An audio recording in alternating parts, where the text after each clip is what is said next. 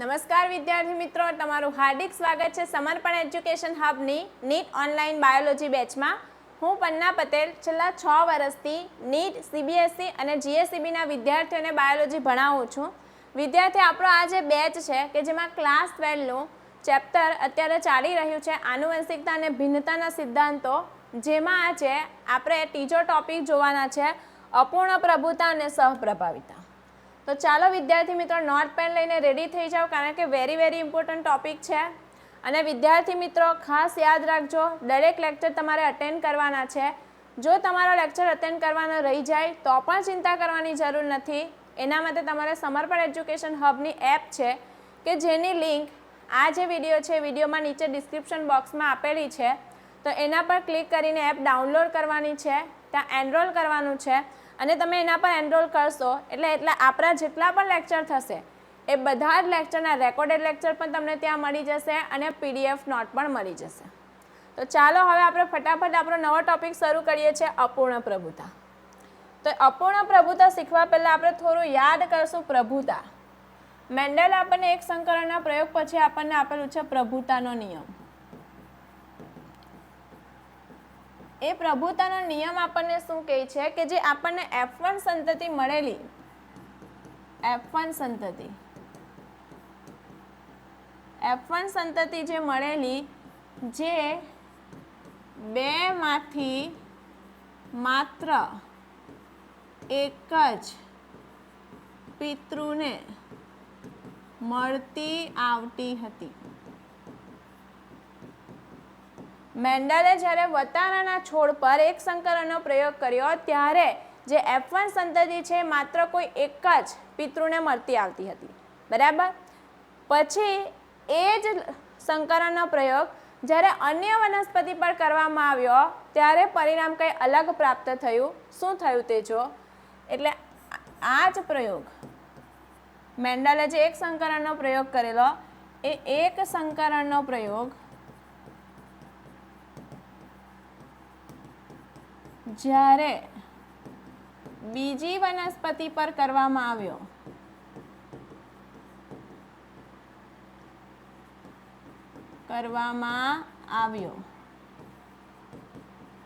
ત્યારે પરિણામ શું મળ્યું? પરિણામ અલગ મળ્યું.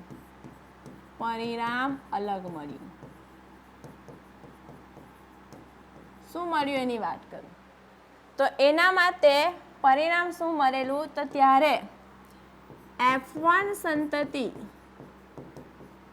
બંને પિતૃના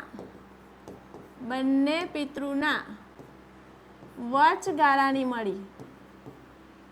બંને પિતૃના શું મળી? વચગાળાની મળી.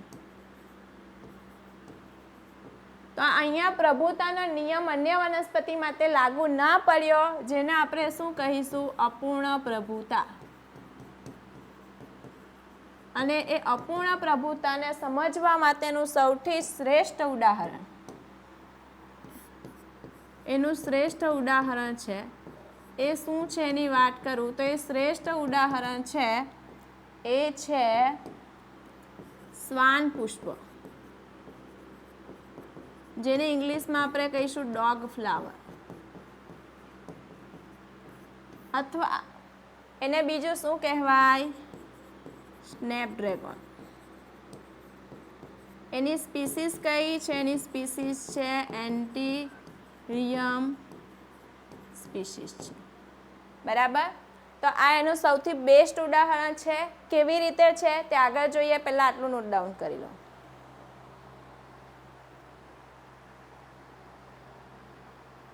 એન્ટ્રી 1 મિનિટ, આ લખવામાં થોડી ભૂલ છે. એન્ટીરિયમ સ્પીસીસ, ફટાફટ આ નોટ ડાઉન કરી લો. ચલો, શું થયું તે કેવી રીતે આગળ જોઈએ. તો શું થયું આ પ્રયોગમાં? તો એના માટે લેવામાં આવ્યા શુદ્ધ લાલ પુષ્પવાળા છોડ અને એનું સંકરણ કરાવવામાં આવ્યું શુદ્ધ સફેદ પુષ્પના છોડ સાથે. પિતૃપેરી તરીકે.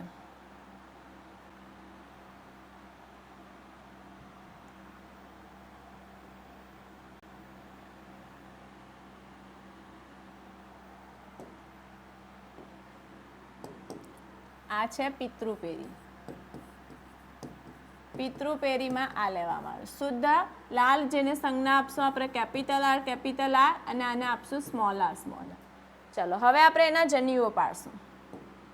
શું પાડવાના છે? જન્યુઓ. તો આના બનશે બધા જ જન્યુ કે જેમાં કેપિટલ આર આવશે અને બધા જ જન્યુ કે જેમાં સ્મોલ આર આવશે. એને આપણે પ્યુનેક્સ વેથી પ્રદર્શિત કરીશું.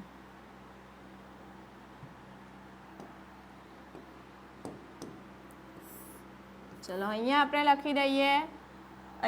લખી દઈએ. શું લખવાના છે? તો અહીંયા આપણે લખી દઈએ. ચાલો capital R small R capital R small R capital R small R capital R small R capital R small R. અહીંયા જે છોડ મળ્યા તે છોડ કેવા હતા? તો એ જે છોડ છે 1 મિનિટ એ કેવા છે? ગુલાબી. કેવા છે? ગુલાબી. જો આપણે પ્રભુતાના નિયમ મુજબ જોવા જઈએ તો આ જે આપણને F1 પેરી જે મળી, આ શું મળી? F1 પેરી. તો F1 પેરીમાં બધા છોડ કેવા મળવા જોઈતા હતા? કોઈ એક પિતૃને એટલે કે લાલ મળવા જોઈતા હતા, પણ અહીંયા પરિણામ કંઈ અલગ પ્રાપ્ત થયું. બધા છોડ કેવા મળ્યા? ગુલાબી. તો આ શું છે? અપૂર્ણ પ્રભુતા. આ શું દર્શાવે છે? અપૂર્ણ પ્રભુતા. હવે આગળ જોઈએ. પછી શું કરવામાં આવ્યું કે આ જે F1 પેરી છે કે જેમાં આના વચ્ચે શું કરવામાં આવ્યું? સ્વફલન. શું કરવામાં આવ્યું? સ્વફલન. સ્વફલન કરવામાં આવ્યું. તો અહીંયા આપણે એના જન્યુ પાડીશું. બરાબર. 1 મિનિટ. અહીંયા આપણે લખીએ છીએ. આ રીતે એના વચ્ચે શું કરવામાં આવ્યું? આ રીતે સંકરણ કરાવવામાં. અહીંયા આપણે જન્યુ પાડીએ તો એના જન્યુ કેપિટલ આર સ્મોલ આર થશે. બરાબર. જેને આપણે પ્યુનેક્સ વેરથી લખીશું.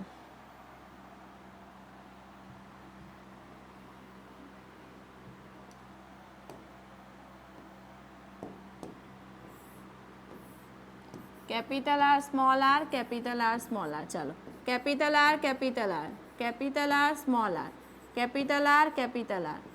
R small R.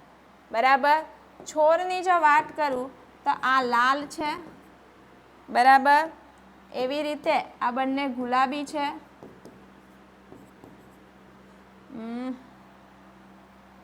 One minute. હા, લખવામાં મિસ્ટેક છે. તો આ જે છે શું છે? ગુલાબી છે. અને આ જે છે શું છે? સફેદ છે. અને આ જે આપણને પેરી મળી એ કઈ પેરી છે? તો એ છે F2 પેરી. જો શું થયું? પહેલાં અહીંયા કોઈ એક પિતૃને મળતા આવવા જોઈએ પ્રભુતાના નિયમ મુજબ, પણ અહીંયા બધા છોડ ગુલાબી મળ્યા એટલે વચગાળાના મળ્યા. એને કહીશું અપૂર્ણ પ્રભુતા. પછી એ જે ગુલાબી છોડ મળ્યા એમના વચ્ચે સંકરણ કરાવ્યું તો અહીંયા આપણને લાલ પણ મળ્યા, ગુલાબી પણ મળ્યા અને સફેદ પણ મળ્યા. ચાલો હવે એનો સ્વરૂપ પ્રકાર આપણે લખીએ. સ્વરૂપ પ્રકાર પણ આપણે લખીએ અને જનીન પ્રકાર પણ લખીએ. તો સ્વરૂપ પ્રકારની જો વાત કરું તો સ્વરૂપ પ્રકારની વાત કરીએ તો લાલ, ગુલાબી અને સફેદ. તો લાલ એક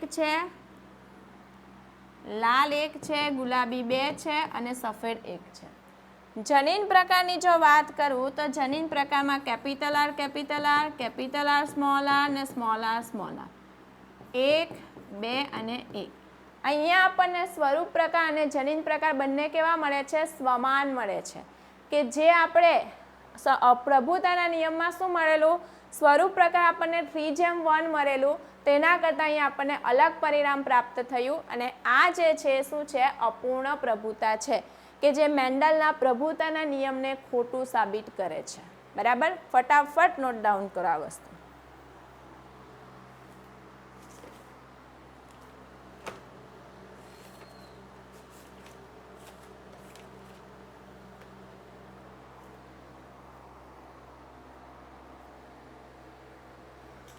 ચલો હવે આપણે જોવાના છે કે જે પ્રભાવિતાની સંકલ્પના છે એનું સ્પષ્ટીકરણ જોવાના છે. તેના પહેલાં આપણે એનસીઈઆરટીની લાઇન પર રીડ કરી લઈએ, કારણ કે એનસીઈઆરટીની દરેક લાઇન કવર કરવાની છે. લક્ષણનું નિયમન કરતા વિષમયુગ્મી જોડમાં જનીન તેના વૈકલ્પિક કારક પર પ્રભાવી અસર ન અનુભવે અને બંને જનીનની મિશ્ર અસર વ્યક્ત થાય એને શું કહેવાય? અપૂર્ણ પ્રભુતા. હાઇલાઇટ કરી લેજો શ્વાન પુષ્પ, ડોગ ફ્લાવર, જેને સ્નેપડ્રેગન એની સ્પીસીસ છે, એન્ટીરિનિયમ સ્પીસીસ. પુષ્પનો રંગ શ્વાન પુષ્પ છોડના રંગની 3 અભિવ્યક્તિ છે, લાલ, સફેદ અને ગુલાબી રંગ દર્શાવે છે. પ્રયોગ શુદ્ધ સંવર્ધિત લાલ પુષ્પ ધરાવતા છોડનું શુદ્ધ સંવર્ધિત સફેદ પુષ્પ સાથે કર્યું તો સંતતિ આપણને F1 પેઢીમાં કેવા મળ્યા? ગુલાબી. F1 સંતતિમાં સ્વફલન કરાવ્યું. શું કરાવ્યું? સ્વફલન. તો F2માં 1 લાલ, 2 ગુલાબી અને 1 સફેદ મળ્યો. F2 પેઢીમાં કોઈ પણ મેન્ડલિયન એકસંકરણના પ્રયોગમાં સંભવિત જનીન પ્રકાર, મેન્ડલનો જે જનીન પ્રકાર મળેલો એવો જનીન પ્રકાર આપણને મળ્યો, પણ સ્વરૂપ પ્રકાર બદલાઈ ગયો. સ્વરૂપ પ્રકારનું પ્રમાણ મેન્ડલમાં શું હતું? 3:1 હતું, તે અહીંયા પ્રાપ્ત થયું નહીં. આમ R કારક એ તેના વૈકલ્પિક કારક સ્મોલ r પર સંપૂર્ણ પ્રભાવી ન રહ્યું અને એના પરિણામે અપ્રપૂરતાની અસરથી આપણને શું મળ્યું? ગુલાબી રંગના પુષ્પ મળ્યા. બરાબર. પ્રભાવિતાનું સંકલ્પનાનું સ્પષ્ટીકરણ, કન્સેપ્ટ ઓફ ડોમિનન્સ આપણે જોવાના છે. હવે અહીંયા આપણે સમજવાના છે કે વાસ્તવમાં પ્રભાવિતા શું છે. શું સમજવાના છે? વાસ્તવમાં પ્રભાવિતા શું છે. કેપિટલ ટી છે તો ઊંચા છોડ મરે છે, સ્મોલ ટી તો નીચા મરે છે. અને જ્યારે આપણે વાત કરીએ વિષમયુગ્મીની, તો આ વિષમયુગ્મીમાં આ જે છે આનાથી સમજીએ. વિષમયુગ્મીમાં સ્મોલ ટી કેમ અભિવ્યક્ત થતું નથી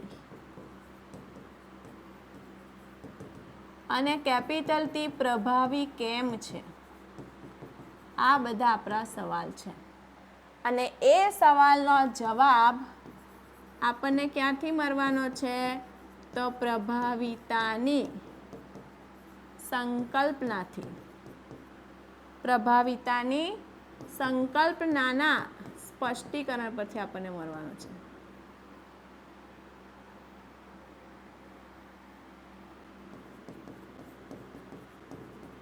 આપશે કેવી રીતે તે વાત કરીએ તો સમજો કે આ જે છે ડીએનએ છે.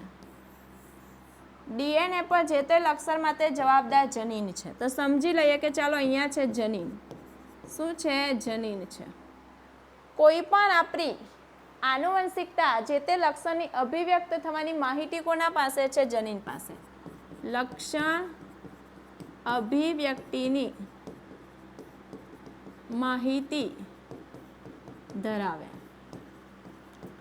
હવે કોઈ પણ જનીન હોય તો એના 2 વૈકલ્પિક કારક હોય, ક્યાં તો એ સમયુગ્મી હોય કાં તો એ વિષમયુગ્મી હોય. બરાબર. આ જે જનીન છે એ જનીન પોતે અભિવ્યક્ત થતું નથી, પણ એ શું કરશે?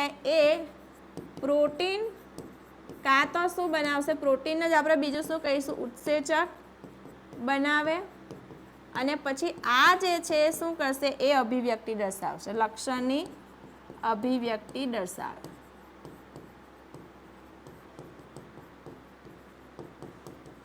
તો ચાલો હવે આપણે આગળ સમજીએ.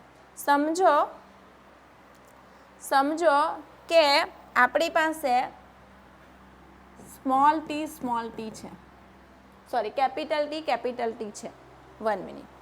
કેપિટલ ટી છે જનીન પ્રકાર, તો એમાં વૈકલ્પિક કારક સરખો જ છે. વૈકલ્પિક કારક કયો છે? એક જ છે, કેપિટલ ટી. તો આ શું કરશે? તો આ જે છે આ જનીનનો આ વૈકલ્પિક કારક શું કરશે? ઉત્સેચક બનાવે. એ ઉત્સેચક બનાવશે એના કારણે જે પ્રક્રિયક છે એ પ્રક્રિયક નિપજમાં ફેરવાય. નિપજમાં ફેરવાય અને એના કારણે અભિવ્યક્તિ થાય. અભિવ્યક્તિ શું આવે સમજી લઈએ કે એનો સ્વરૂપ પ્રકાર જો આ હશે ઉત્સેચક બનાવશે તો સ્વરૂપ શું આવશે ઊંચા છોડ મળે. બરાબર. હવે જો સ્મોલ ટી છે, સ્મોલ ટી છે, આમાં અહીંયા એ વિકૃતિ આવે. શું આવે? વિકૃતિ આવે એટલે કે એ રૂપાંતરિત થાય. તો શું થશે? અહીંયા આ જે સ્મોલ ટી જે છે એ શું કરે તો એ 3 વસ્તુ કરી શકે. પહેલી વસ્તુ, પહેલો કે શું હોય કે એ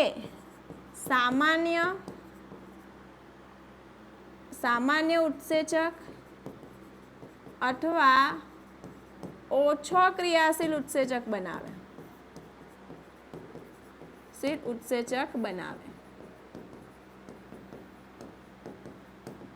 તો અહીંયા એ ઉત્સેચક તો બનાવશે સામાન્ય અથવા ઓછો ક્રિયાશીલ હોય અને અહીંયા શું થાય કે પ્રક્રિયક આ જે છે કેપિટલની જેમ જ એ પણ નિપજમાં ફેરવાય અને અહીંયા જે સ્વરૂપ પ્રકાર છે એ શું મળશે? આપણને સ્વરૂપ પ્રકાર આપણને મળે ઊંચો છે.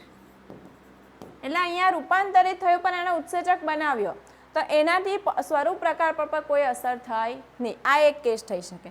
બીજો કેસ શું થઈ શકે કે બિન ઉત્સેચક બનાવશે પણ બિન કાર્યક્ષમ ઉત્સેચક બનાવે. બિન કાર્યક્ષમ ઉત્સેચક બનાવે. જો બિન કાર્યક્ષમ ઉત્સેચક બનાવશે તો આ જે પ્રક્રિયક છે એ નિપજમાં ફેરવાશે નહીં ને એનાથી શું થાય? સ્વરૂપ પ્રકાર પર અસર થાય. બરાબર. હવે જો ત્રીજો કેસ શું છે? ઉત્સેચક જ ન બને તો શું થાય? આ જે પ્રક્રિયક છે એ કોઈ નિપજમાં ફેરવાય નહીં અને અહીંયા સ્વરૂપ પ્રકાર બદલાય. સ્વરૂપ પ્રકાર પર અસર થાય. તો હવે અહીંયા સમજીએ કે પ્રભાવિતા શું છે. તો જો આગળ જો હવે જો એ વિષમ યુગ્મી છે. શું છે? વિષમ યુગ્મી. કેપિટલ ટી અને સ્મોલ ટી છે. અહીંયા 2 વૈકલ્પિક કારક છે કેપિટલ ટી સ્મોલ ટી. આ જે છે શું છે? આ જે છે શું છે એ ઉત્સેચક બનાવે છે. ઉત્સેચક બનાવે. બરાબર. એટલે અહીંયા પ્રક્રિયક નિપજમાં ફેરવાય એટલે સ્વરૂપ પ્રકાર શું આવશે? સ્વરૂપ પ્રકાર ઊંચા આવશે. હવે એની હાજરી છે આ જે છે 3 કેસ થઈ શકે. ઉત્સેચક ન બનાવે, ઉત્સેચક ઓછો ક્રિયાશીલ બનાવે કે ચાલો એને સમજીએ કે ઉત્સેચક ન બનાવે. આ કેવું છે? અરૂપાંતરિત. કેપિટલ ટી કેવું છે? અરૂપાંતરિત છે અને સ્મોલ ટી શું થઈ ગયું છે? રૂપાંતરિત થઈ ગયું છે. રૂપાંતરિત થયું છે તો આ 3 કેસ થઈ શકે. રૂપાંતરિત થયું છે તો આ 3 કેસ થઈ શકે. બરાબર. તો એક લઈ લઈએ કે ચાલો ઉત્સેચક નહીં બનાવે એટલે પ્રક્રિયક નિપજમાં ન ફેરવાય એટલે સ્વરૂપ પ્રકાર પર અસર થાય.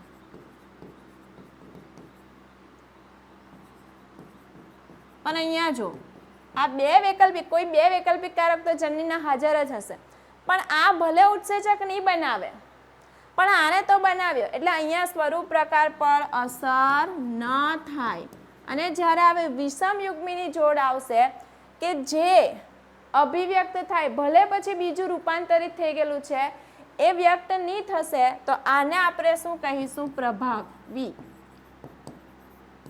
ને આને આપણે શું કહીશું? પ્રચ્છન્ન. બરાબર. તો આ જે છે પ્રભાવિતાની સંકલ્પનાનું સ્પષ્ટીકરણ ક્લિયર કરું છું. શું હોય જનીન છે એની પાસે માહિતી છે, ઉત્સેચક બનાવશે, ઉત્સેચક પ્રક્રિયકને નિપજમાં ફેરવશે અને સ્વરૂપ પ્રકાર અભિવ્યક્ત થશે, લક્ષણ અભિવ્યક્ત થાય. બરાબર. જો હવે જો સમયુગ્મી છે તો અહીંયા કોઈ પ્રોબ્લેમ નથી, આને તો ઉત્સેચક બનાવ્યો, સ્વરૂપ પ્રકાર જે આવવાનું છે તે આવશે. પણ આ સમયુગ્મી છે ને એ વિકૃત થઈ ગયું, રૂપાંતરિત થઈ ગયું, તો આ 3 કેસ થઈ શકે અને સ્વરૂપ પ્રકાર પર અસર થઈ શકે. પણ જ્યારે વિષમયુગ્મી છે તો એક બનાવશે, ભલે પછી એક નહીં બનાવે તો એનાથી કોઈ ફરક પડતો નથી. તો આને આપણે કહીશું પ્રભાવિતા અને આને શું કહીશું? પ્રચ્છન્ન. નોટ ડાઉન કરો.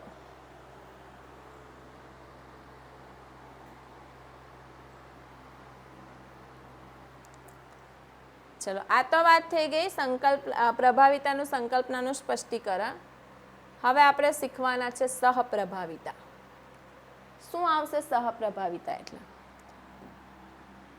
તો વેરી વેરી ઇમ્પોર્ટન્ટ ટોપિક છે, નોટ ડાઉન કરજો. શું નોટ ડાઉન કરવાનું છે તે? શું જોયું પ્રભુતામાં? શું જોયું કે F1 સંતતિ કોઈ એક પિતૃને મળતી આવે એને આપણે કીધું પ્રભુતા. અપૂર્ણ પ્રભુતા એટલે બંનેના વચગાળાની મળી એને કીધું અપૂર્ણ પ્રભુતા. સહપ્રભાવિતા એટલે શું થશે? તો અહીંયા આપણે યાદ કરવા માટે પ્રભુતા પણ લખીશું, અપૂર્ણ પ્રભુતા પણ લખીશું અને પછી આપણે લખીશું સહપ્રભાવિતા. તો જો મેન્ડલે પ્રભુતામાં શું કીધું?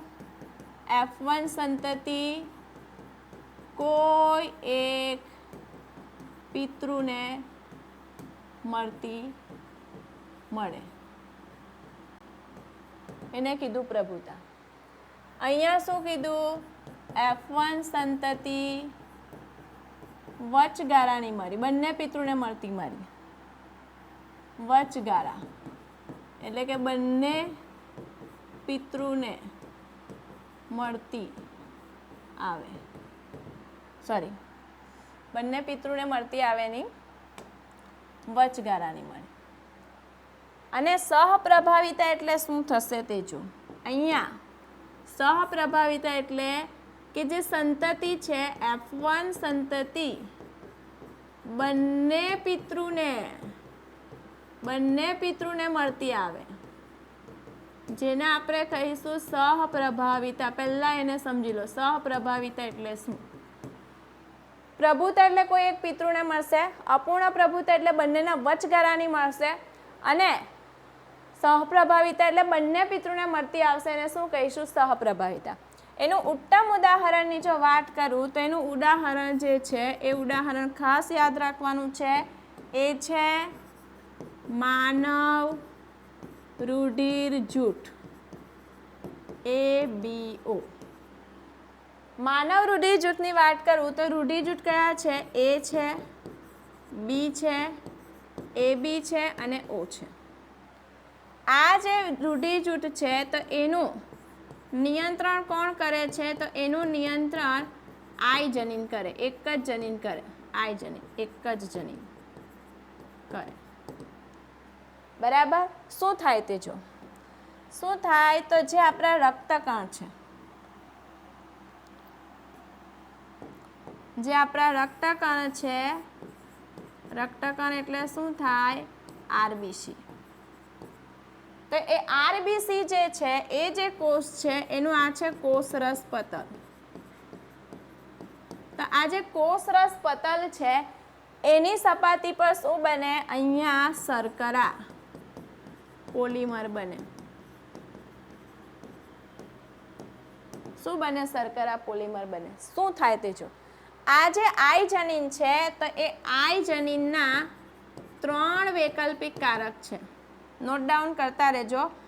I જનીન છે એના 3 વૈકલ્પિક કારક છે, 3 એલેલ છે. કયા કયા છે? IA, IB અને I. આ 3 વૈકલ્પિક કારક છે. હવે જો આ 3 વૈકલ્પિક કારકની વાત કરું, જનીન એક જ છે, વૈકલ્પિક કારક 3 છે. આપણે કેવા સજીવ છે? માનવ કેવા છે? દ્વિકીય છે. તો 3 માંથી 2 વૈકલ્પિક કારક હાજર હોય. રૂઢિ જૂથ લક્ષણ છે એના માટે 3 માંથી 2 વૈકલ્પિક કારક જ હાજર હોય. હાજર હોય. હવે જો આ વૈકલ્પિક કારક નક્કી કરશે કે અહીંયા કયો પોલિમર બનશે. બરાબર, પહેલું આટલું સમજો. સહપ્રભાવિતા એટલે F2 પેરીમાં જે સંતતિ મળવાની છે બંને પિતૃને મળતી આવશે. ઉદાહરણ છે માનવ રૂઢિજૂથ. એ રૂઢિજૂથ માટે જવાબદાર નિયંત્રણ કરે છે માત્ર એક જનીન આઈ જનીન. આઈ જનીનના 3 વૈકલ્પિક કારક. આપણે દ્વિકીય છે એટલે આપણામાં 3માંથી 2 જ વૈકલ્પિક કારક હશે. આ રક્તકણની સપાટી પર આ 3 વૈકલ્પિક કારકમાંથી કયા 2 વૈકલ્પિક કારક હાજર છે એના પરથી નક્કી થશે કે અહીંયા કઈ શર્કરા બનશે. ફટાફટ આ નોટ ડાઉન કરો પહેલા.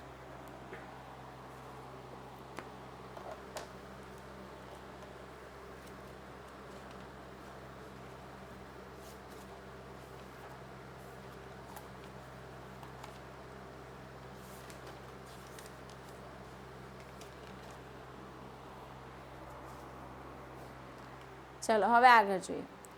જો અહીંયા વૈકલ્પિક કારક IA અને IB આ બંને જે છે જે I ને અભિવ્યક્ત થવા ન દે.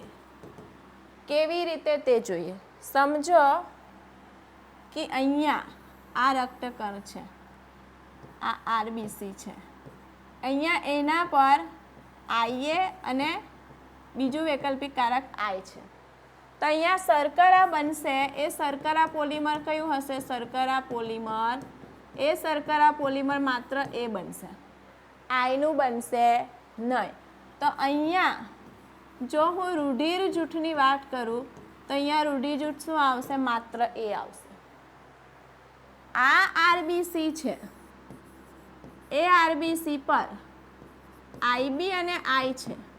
તો અહીંયા જે શર્કરા પોલિમર બનશે એ શર્કરા પોલિમર શું બને? તો એ શર્કરા પોલિમર જે છે એ બનશે B. I તો અભિવ્યક્ત નહીં થાય એટલે અહીંયા રૂઢિર જૂથ આવશે B. અહીંયા આ RBC છે કે જેના પર IA પણ છે અને IB પણ છે, બંને છે. તો અહીંયા શર્કરા પોલિમર બંને બનશે. શર્કરા પોલિમર બંને બનશે. A અને B બંને બને એટલે બ્લડ ગ્રુપ આપે AB. તો અહીંયા જો માતા પાસેથી IA આવ્યું, પિતા પાસેથી IB આવ્યું અને બંને અભિવ્યક્ત થયા, બંને શર્કરા પોલિમર બન્યા એટલે બ્લડ ગ્રુપ આવ્યું AB. તો અહીંયા જે સંતતિ મળે છે એ બંને પિતૃને મળતી આવે છે જેને આપણે શું કહીશું? સહપ્રભાવિતા. શું કહીશું? સહપ્રભાવિતા. આ શું બતાવે છે? સહપ્રભાવિતા.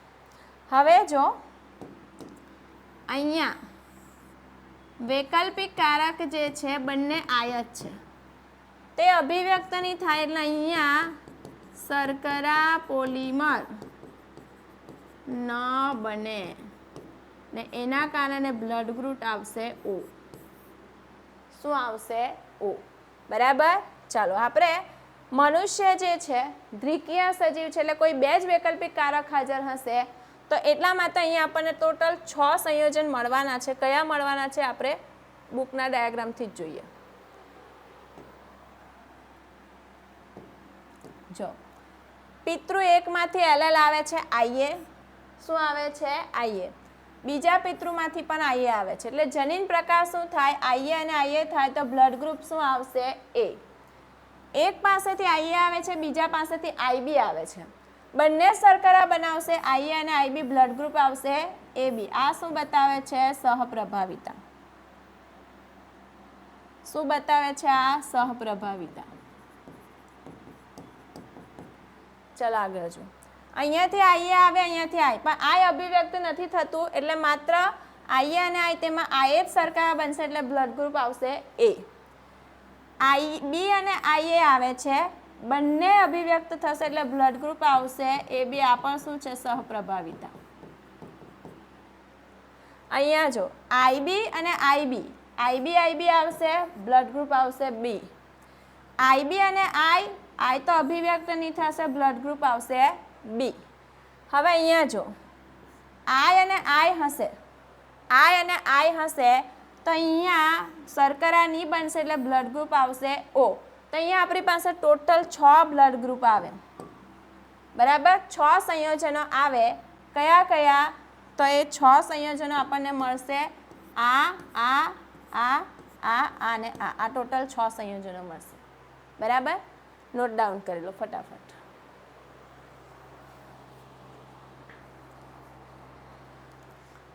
ચલો હવે આપણે શીખવાના છે બહુ વૈકલ્પિક કારક સહપ્રભાવિતાનો. અહીંયા થોડી એનસીઆરટીની લાઈન કવર કરી લઈએ. સહપ્રભાવિતા F1 પેરી બંને પિતૃને મળતી આવે એને કહીશું સહપ્રભાવિતા. AB બ્લડ ગ્રુપ મળ્યું. જોડમાં રહેલ બંને વૈકલ્પિક કારકોમાં પ્રભાવી કે પ્રચ્છન્નનો અભાવ હોય છે. કોઈ પ્રભાવી કે કોઈ પ્રચ્છન્ન નથી, બંને જ અભિવ્યક્ત થયા. બંને જને તેમની સ્વતંત્ર અભિવ્યક્તિ દર્શાવે, પરંતુ જોડમાં રહેલ બંને કારકોનું મિશ્ર અસર પ્રદર્શિત પણ નથી થતી, એટલે એને શું કહીશું? સહપ્રભાવિત. IA પણ પોતાની અભિવ્યક્તિ દર્શાવી અને IB પણ પોતાની અભિવ્યક્તિ, બંનેનું કોઈ મિક્સ પણ નહીં થયું, એટલે એને શું કહેવાય? સહપ્રભાવિતા. અને એના માટે આપણે ABO રૂઢિ જૂથથી આપણે એને સમજી શકીએ. હવે આપણે વાત કરવાના છે બહુ વૈકલ્પિક કારકો. કોની? બહુ વૈકલ્પિક કારકો.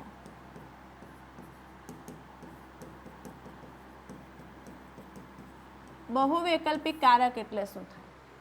તો અહીંયા જો બહુ વૈકલ્પિક કારક એટલે શું થાય? તો અહીંયા રૂઢિર જૂથ, આ શું છે? લક્ષણ છે. શું છે? લક્ષણ છે. અને એ લક્ષણ માટે જનીન એક જ છે, એ આઈ જનીન છે. એના વૈકલ્પિક કારકની વાત કરું તો એના વૈકલ્પિક કારકો કેટલા છે? 3 છે. IA, IB અને I. કોના? વસ્તીના સંદર્ભમાં વાત કરીશું. કોના સંદર્ભમાં? વસ્તીના સંદર્ભમાં. તો અહીંયા વૈકલ્પિક કારક છે કેવા છે? 2 કરતાં વધુ.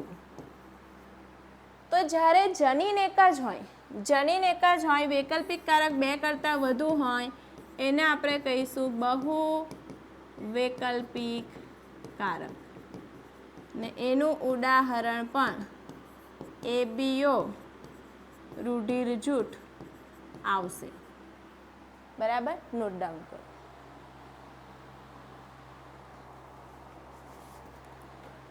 ચલો હવે આપણે એ જોવાના છે કે જેમાં એક જનીન છે પણ એની અસર 1 કરતાં વધુ સર્જે છે. શું છે? જો જનીન એક જ, અસર 1 કરતાં વધુ. શું છે તે જો. સમજો કે એક જનીન છે, એ જનીન છે કે જેના વૈકલ્પિક કારક કેપિટલ B છે અને સ્મોલ b છે. અને આ જે જનીન છે એ સ્ટાર્ચના સંશ્લેષણ માટે જવાબદાર છે. કોની અંદર? વતારાના બીજમાં. વતારાના બીજમાં. શું થાય તે જો. જો અહીંયા આ 2 વૈકલ્પિક કારક હોય તો અહીંયા હું લખી દઈશ નીચેથી. અહીંયા આપણે લખીશું કદ અને અહીંયા લખીશું આકાર વતારાના બીજમાં, બરાબર. એક ટેબલ પાડી દઈએ.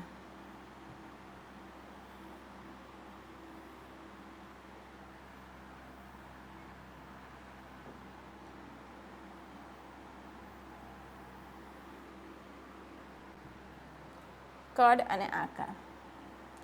અહીંયા છે જનીન પ્રકાર.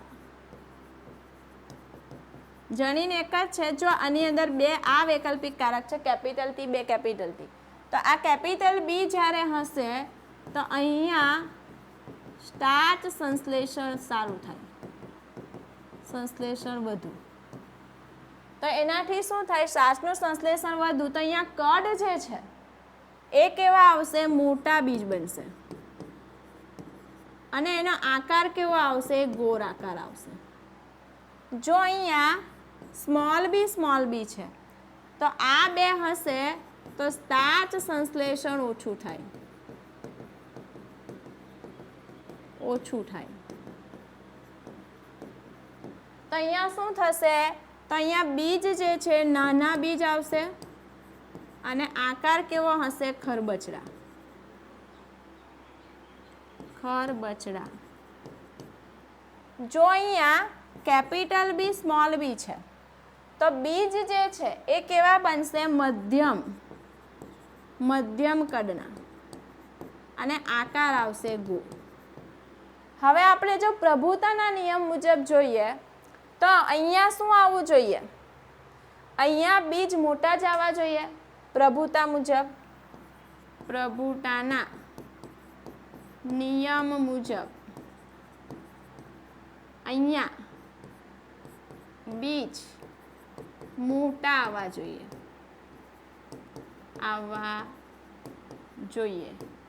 લક્ષણ કયું લીધું? લક્ષણ આપણે લઈએ કદ. ત્યારે કદ હોય ત્યારે.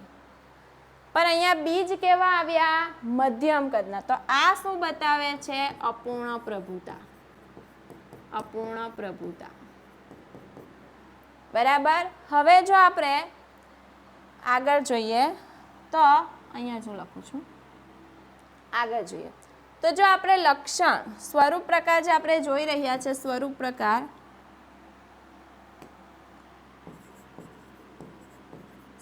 પ્રકાર આપણે જે જોઈ રહ્યા છે આકાર. લક્ષણ કયું છે? આકારનું છે.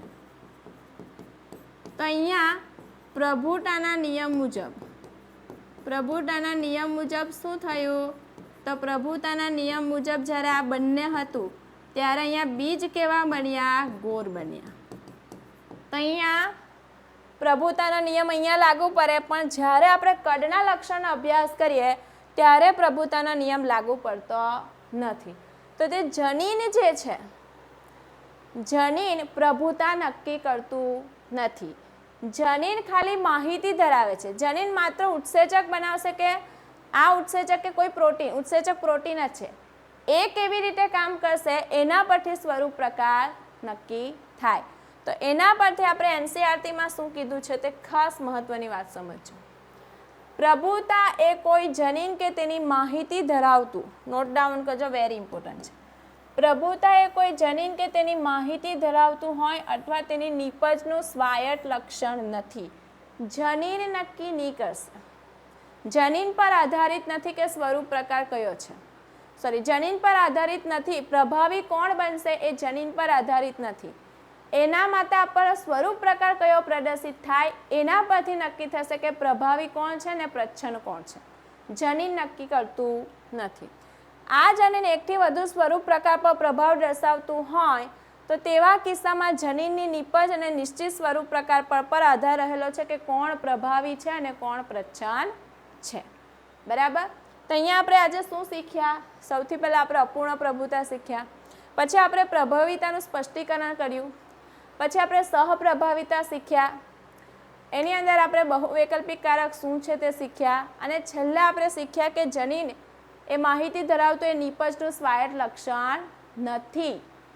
સ્વરૂપ પ્રકાર કયો છે એનો અભ્યાસ કરીશું, એના પરથી આપણને ખબર પડશે કે પ્રભાવિક છે કે નથી. બરાબર. ચાલો આગળ જઈએ. એમસીક્યુ જોઈએ છે. નીટ 2017 અને 20માં આવેલો છે.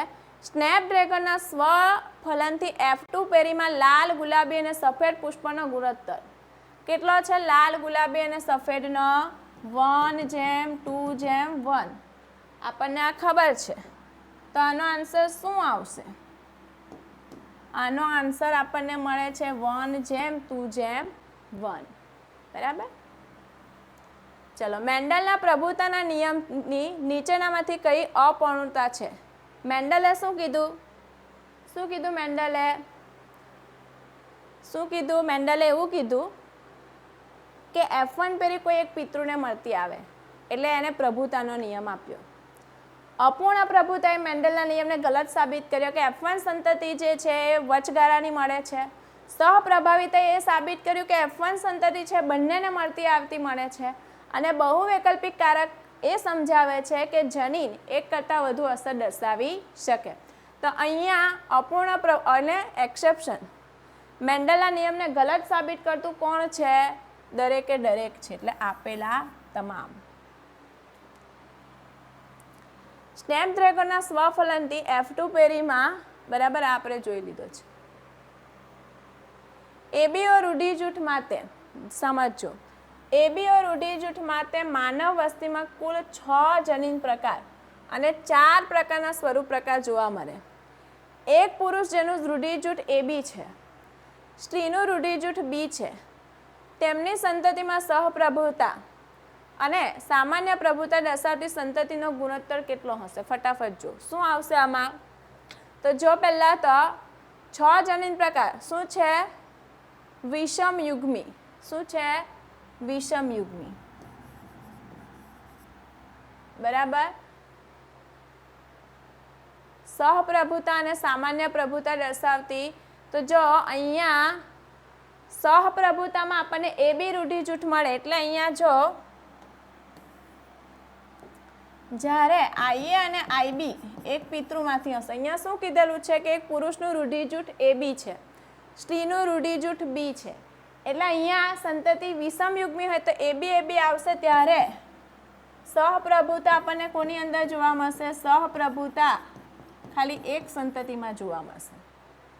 જો આપણે બીજું જન્યુ પ્રકાર લઈએ, આઈએ, માતાનું રૂઢિજૂથ શું છે? માતાનું રૂઢિજૂથ બી છે. તો પિતા પાસેથી આઈએ આવ્યું, માતા પાસેથી બી આવ્યું. બરાબર, આ તો આપણે જોઈ લીધું. ચલો, માતા પાસેથી આઈબી આવ્યું અને પિતા પાસેથી આય આવ્યું તો આપણને સામાન્ય પ્રભુતા જોવા મળશે. સામાન્ય પ્રભુતા એટલે આય તો પ્રદર્શિત ન જોવા મળે તો સામાન્ય પ્રભુતા આપણને એક સંતતિમાં જોવા મળશે. એવી રીતે પિતા પાસેથી આવ્યું આય અને માતા પાસેથી આય આવ્યું તો એમાં પણ સામાન્ય પ્રભુતા આપણને એકમાં જોવા મળશે. હવે જો આઈબી પિતા પાસેથી બી આવ્યું અને માતા પાસેથી બી આવ્યું. બરાબર. તો અહીંયા કોઈ પ્રભાવી કોઈ પ્રચ્છન્નની વાત નથી થતા એટલે આપણે આને ગણતરીમાં લઈશું નહીં.